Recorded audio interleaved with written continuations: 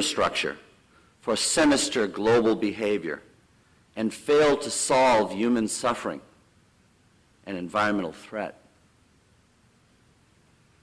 It became clear to me that we'll need a process. This simplified approach from the business community made sense to me, and I especially like it because it requires continuous self-assessment. And going forward, I think it can serve our society quite well. As I'll describe today, we entered here on the left at initial planning last summer, and as I hope to convince you this morning, we're over here on the right at deployment today. To me, though, the most important question is, what if we don't do this? Well, if we don't do this, we're going to miss important opportunities. We're going to handcuff the future leaders sitting in this audience today.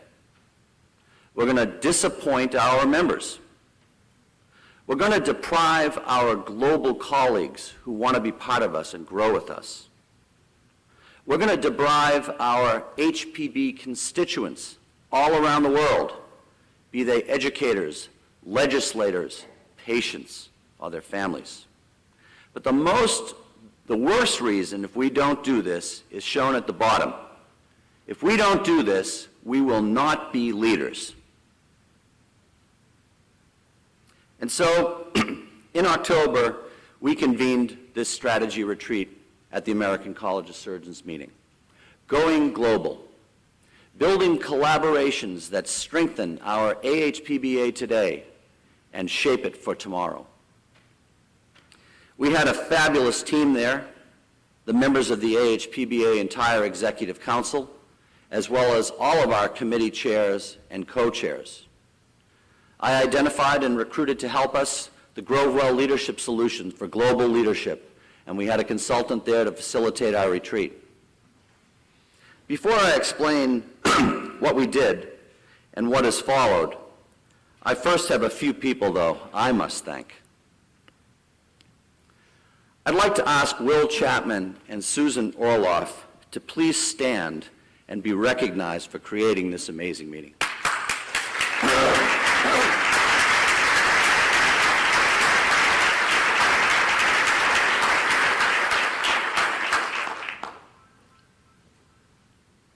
I send my heart and forever my love to my mother and dad, Andy and Gertrude Callery. Their front row seats today are in heaven, and they earned them by how they lived their lives and how they took care of those they loved. I was brought up in academic surgery by these men.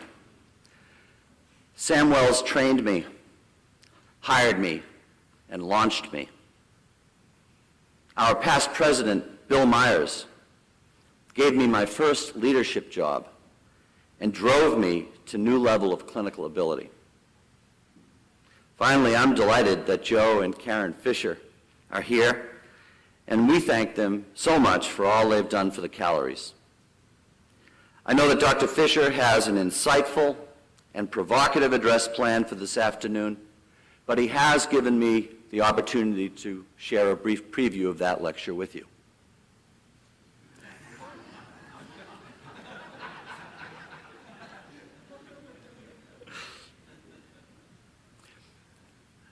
Some friends have that mysterious ability to reach deeper and deeper into one's soul.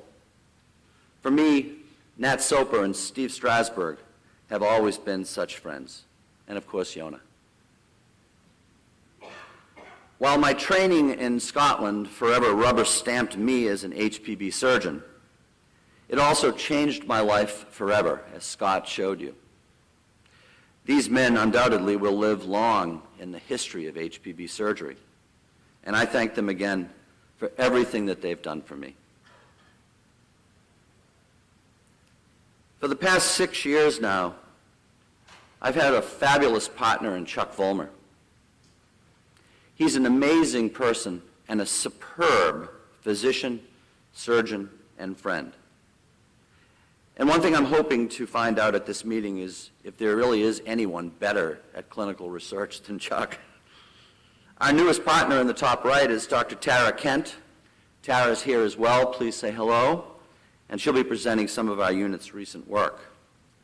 Our nurse Cindy was here in 2006, and today I'm thrilled to welcome our assistant who runs our world, Alice Montilla. Of course, being a lifelong Bostonian, I have my other home team.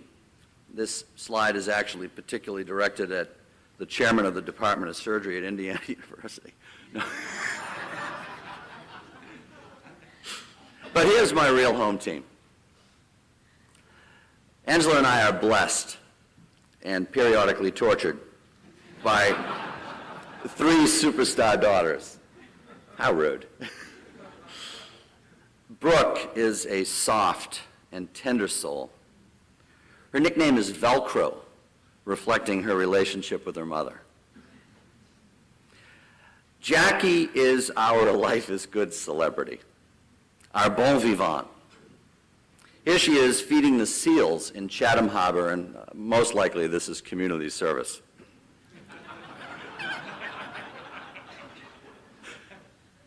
Leah is a task-oriented and organized young woman and socialite. She'll be out at the pool this afternoon completing her business school applications, so please stop by and say hello. And so you're probably wondering, Dr. Callery, with such a busy career, how can you run your family life so well? Well, here's your answer. My wife and their mother, Angela, is beautiful, perfect, and always giving. She is an epitome blend of kindness, virtue, and generosity. You're looking at this picture, and the initial stern look is somehow starting to become soothing, isn't it?